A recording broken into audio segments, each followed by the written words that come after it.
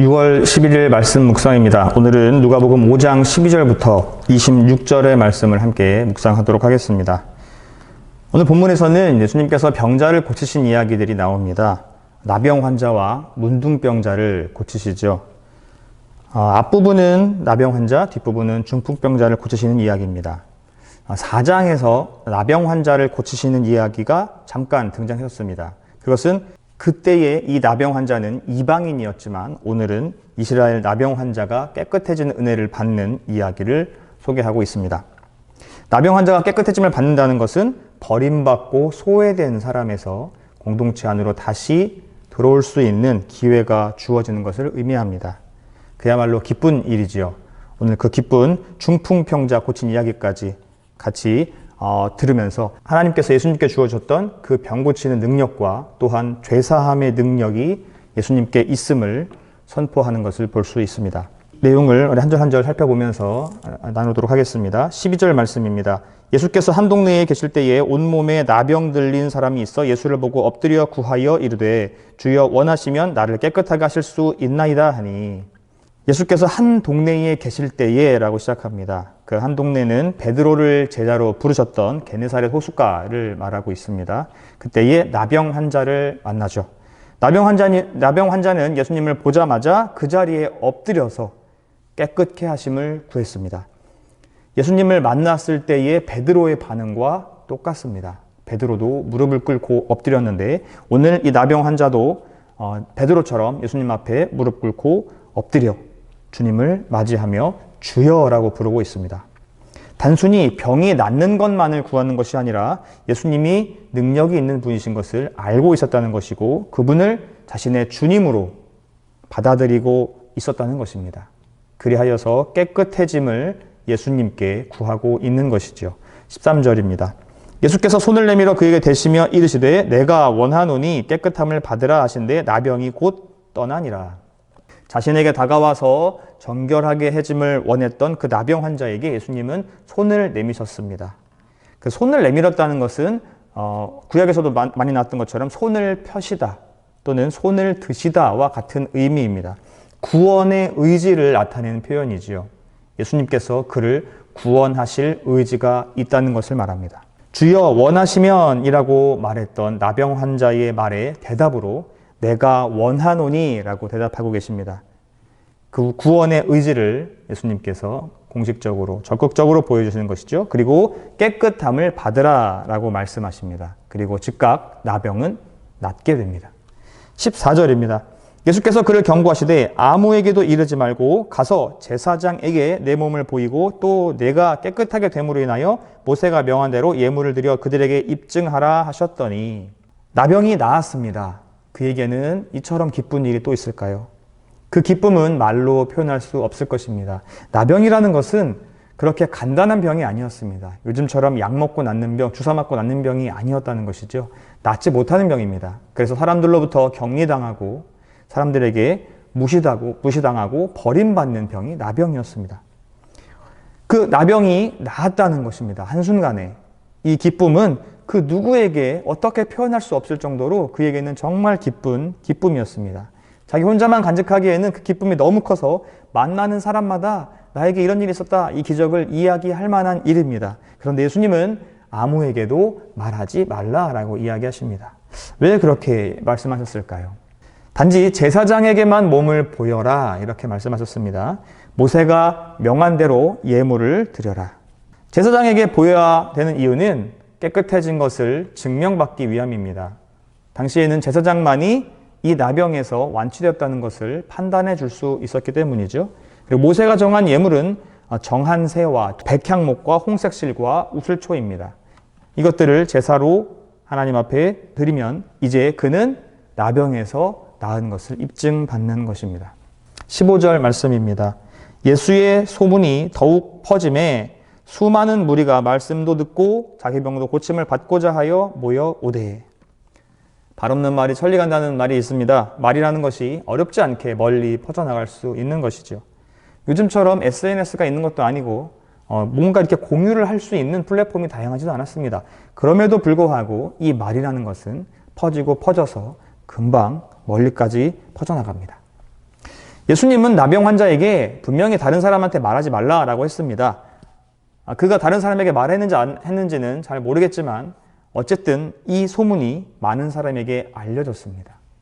그것을 본 사람이 이야기했는지 알 수 없지만 어쨌든 그 많은 사람들에게 그가 나음을 받았다는 것을 소문으로 알려졌고 이제 그 소문이 많은 무리가 되어서 돌아오게 됩니다. 많은 사람들이 병 고침을 받기 위해서 예수님을 만나려고 찾아왔습니다. 그리고 또한 병 고침뿐만이 아니라 하나님의 말씀이 전파되었을 때 그 말씀을 듣고자 하여 사람들이 모였습니다. 병 고침을 받고자 하는 사람들, 말씀을 듣고자 하는 사람들이 많이 모였습니다. 자, 16절 말씀입니다. 예수는 물러가사 한적한 곳에 기도하시니라. 사람들이 많이 모였는데 예수님께서는 그 사람들을 만나주지 않으셨습니다. 한적한 곳에 가셔서 기도하시지요. 성경을 읽다 보면 예수님께서 기도하셨다라는 본문이 많이 나옵니다. 예수님은 중요한 순간에 늘 기도하셨습니다. 너무도 당연한 것 같지만 그렇게 먼저 기도하는 분이셨습니다. 오늘 우리에게 중요한 일이 있다면 기도 먼저 해야 합니다. 예수님이 하셨던 대로 하나님의 뜻을 따라서 하나님의 그 의지가 무엇인지 하나님께서 어떤 걸 원하시는지 그것을 묻고 우리의 마음 가운데에 하나님의 뜻을 받아들이는 그 지혜가 필요하기 때문입니다.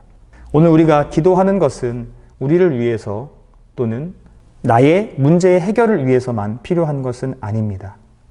우리의 삶의 방향이 하나님 보시기에 아름다운 방향으로 가기 위해서 기도해야 할 것이고 하나님께 영광이 되기 위해서 기도해야 할 것입니다. 예수님이 하셨던 것처럼 어려운 일이 있을 때, 중요한 일이 있을 때 또는 시간이 허락할 때, 허락하지 않더라도 수시로 우리는 하나님 앞에 기도하고 하나님과 교제하는 것이 지혜로운 삶일 것입니다. 사람들을 많이 모은 그 소문이었지만 예수님은 그들을 만나주지 않으시고 기도하셨습니다. 그들에게 이 병고침이 얼마나 의미 있는지 또는 의미가 없는지 예수님은 아셨기 때문이지요. 사람들을 만나는 것도 중요하지만 예수님의 사역에 뭔가 해야 할 일들이 있을 때 예수님은 그것을 더 우선으로 하셨을 것입니다. 예수님을 만나러 오려고 했던 사람들, 많은 무리들은 실망했을지 모르겠지만 우리 이미 구약에서 봤던 것처럼 많은 이스라엘의 나병 환자들이 있음에도 불구하고 이방인을 고쳐주셨던 것처럼 모든 병자들을 고치시는 것은 아니라는 것입니다. 그만큼 오늘 이 나병 환자가 나음은 큰 은혜인 것이죠. 17절 말씀입니다. 하루는 가르치실 때에 갈릴리의 각 마을과 유대와 예루살렘에서 온 바리새인과 율법 교사들이 앉았는데 병을 고치는 주의 능력이 예수와 함께 하더라.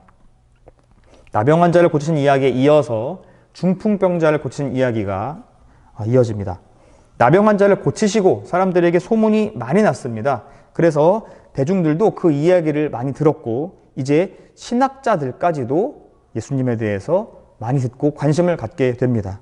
그리고 그들도 무리 사이에 끼어서 예수님께 나아오지요. 병 고치는 능력이 하나님한테 있는 것을 그들은 알고 있었는데 그 능력이 하나님뿐만이 아니라 예수님과 함께 하고 있음을 오늘 본문은 보여줍니다.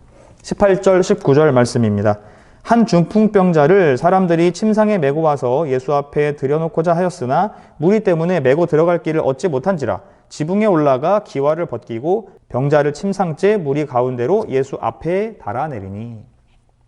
중풍병자를 사람들이 데리고 나아옵니다. 혼자 움직일 수 없기 때문에 침상에 누운 상태로 그대로 들고 예수님께 나아옵니다. 제가 어릴 때 이 사건에 대해서 많이 이야기를 들었는데 4명의 친구들이 이 중풍병자를 메고 예수님 앞에 나왔다 이렇게 배웠던 기억이 있습니다.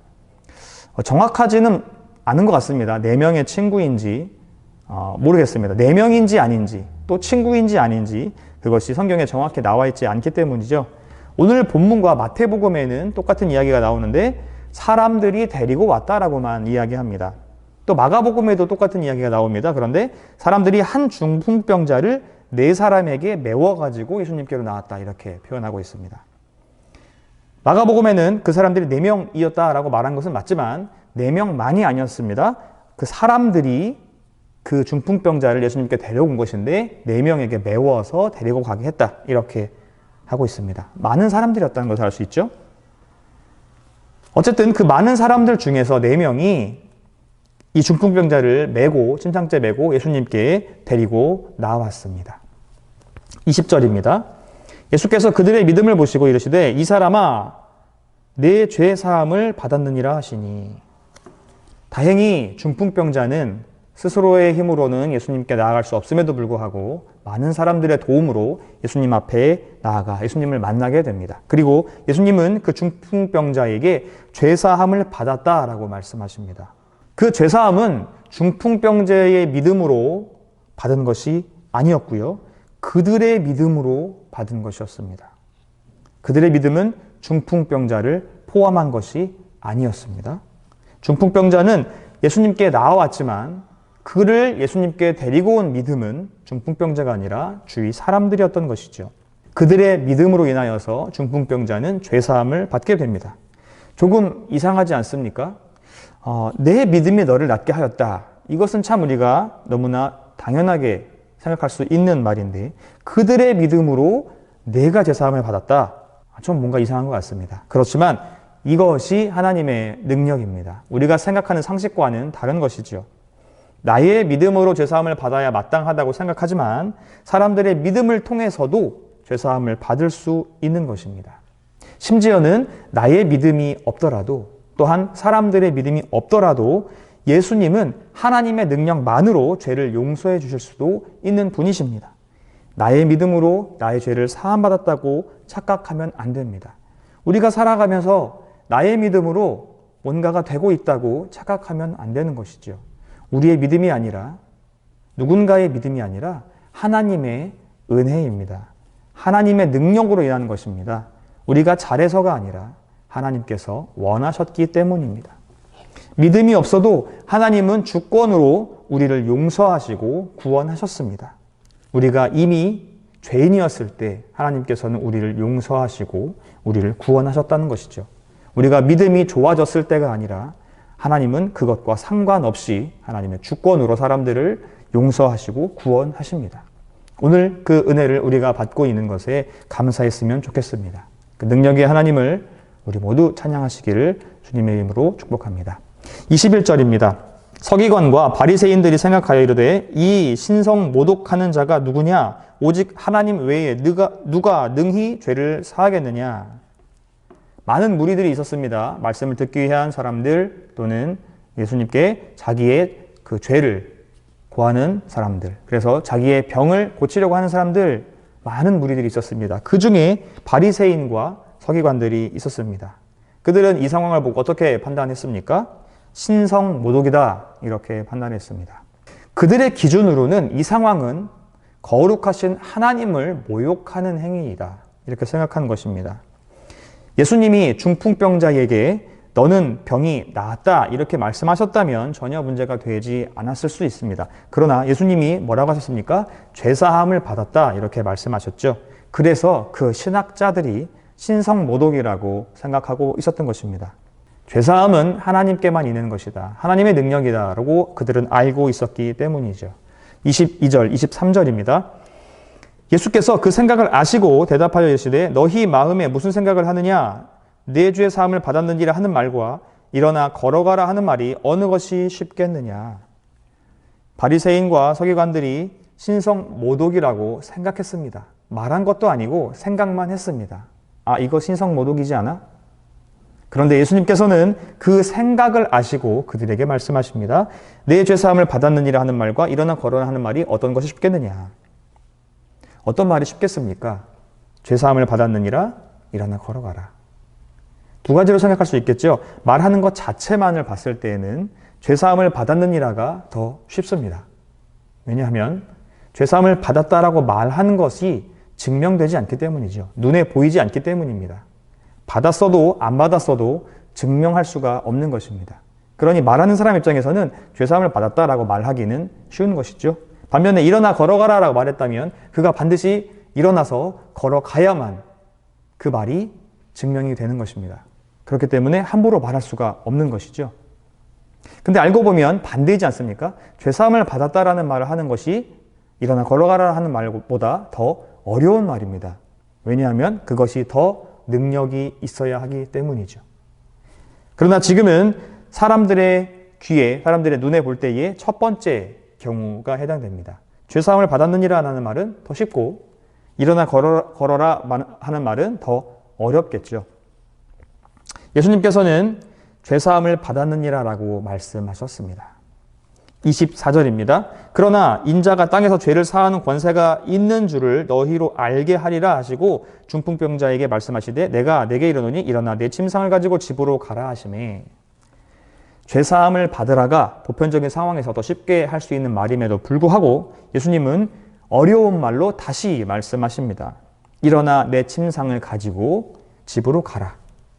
이렇게 왜 두 번째로 다시 이야기를 하셨을까요? 사람들이 생각하기에 더 어려운 말을 하신 이유는 무엇일까요? 예수님께서 하나님의 능력이 나에게 임하고 있다라는 것을 사람들에게 보여주기 위함입니다. 특히 그 신학자들에게 보여주기 위함이죠. 지금 예수님은 17절에 쓰여진 것처럼 주의 능력, 하나님의 능력이 임하시고 있습니다. 그 능력이 함께하고 있습니다. 그래서 바리새인과 그 서기관들 앞에서 그 하나님의 능력을 보여주기 위해서 일부러 그렇게 하시는 것입니다. 예수님은 나병 환자를 고치셨을 때처럼 문둥병자에게도 집으로부터 버림받았던, 모든 공동체로부터 버림받았던 그를 다시 집으로, 공동체로 돌려보내고 계십니다. 25절, 26절입니다. 그 사람이 그들 앞에서 곧 일어나 그 누웠던 것을 가지고 하나님께 영광을 돌리며 자기 집으로 돌아가니 모든 사람이 놀라 하나님께 영광을 돌리며 심히 두려워하여 이르되 오늘 우리가 놀라운 일을 보았다 하니라. 이 사건을 겪은 당사자, 그 중풍병자는 많은 사람들이 보는 앞에서 하나님께 영광을 돌립니다. 이것이 예수님께서 그 병자를 고쳐주는 이유입니다. 하나님께 영광을 돌리기 위함이지요. 그의 병이 낫는 것이 목적이 아닙니다. 그의 병이 낫는 것은 덤으로 주어지는 은혜이고요. 그가 나음으로 인하여서 하나님께 영광을 돌리는 것이 목적입니다. 우리의 삶의 모든 것은 그렇습니다. 우리가 잘 되는 것이 주 목적이 아니라 하나님께 영광을 돌리는 것이 목적입니다. 우리가 작은 일을 할지라도 우리의 행위로 인하여서 우리의 생각과 말과 우리의 모든 것으로 인하여서 하나님께 영광이 되게 해야 합니다. 그것이 우리에게 기쁨이 되었으면 좋겠습니다. 그 하나님께 영광을 돌린 그 중풍병자는 자신이 누워있던 그 침상을 가지고 일어나 집으로 돌아갑니다. 그 광경을 보던 모든 사람들이 놀랐고 그들도 하나님께 함께 같이 영광을 돌렸습니다. 오늘 본문에서 예수님은 나병 환자와 중풍병자를 고쳤습니다. 병으로 고통받는 사람들에게, 그리고 사람들에게 외면받고 소외받아서 힘들었던 그들에게 예수님께서는 병을 고침으로 인해서 다시 한번 희망을 주시고 기쁨을 주셨습니다. 예수님께는 그 능력이, 하나님의 능력이 있습니다. 병을 고칠 능력도 있고 죄를 사할 능력도 있습니다. 우리가 생각할 수 있는 모든 능력보다 더 뛰어난 능력을 가지고 계신 분이 하나님이시고, 때로는 우리의 생각에 매여서 하나님을 과소평가할 때도 있지만 하나님께는 불가능한 것이 없는, 모든 것을 가능한 그런 분이 하나님이십니다. 내가 생각하기에 이건 안 될 거야 라고 판단할 수 있는 일들까지도 그 무엇이라도 하나님은 가능하신 분이십니다. 하나님의 능력을 오늘 예수님께서 사람들에게 보여주시는 것이지요. 비록 우리 삶에 어려움이 있을지라도 나병 환자보다 중풍병 환자보다 더 심한 어려움이 우리 삶에 있을까요? 그 어떤 악조건에서도 하나님의 능력이 임하신다면 모든 것이 해결됩니다. 나병 환자도 그랬고 중풍 환자도 그랬습니다. 우리의 삶에 어려움이 있다면 오늘 하나님의 능력이 우리의 삶 가운데 임하기를 간절히 기도해 보십시오. 그 능력의 하나님을 믿고 신뢰하며 따라가는 오늘 하루가 되었으면 좋겠습니다. 그 하나님의 능력이 우리 모두에게 언제나 하나님을 믿고 의지하고 따르는 그 성도들에게 함께 하시기를 주님의 이름으로 축복합니다.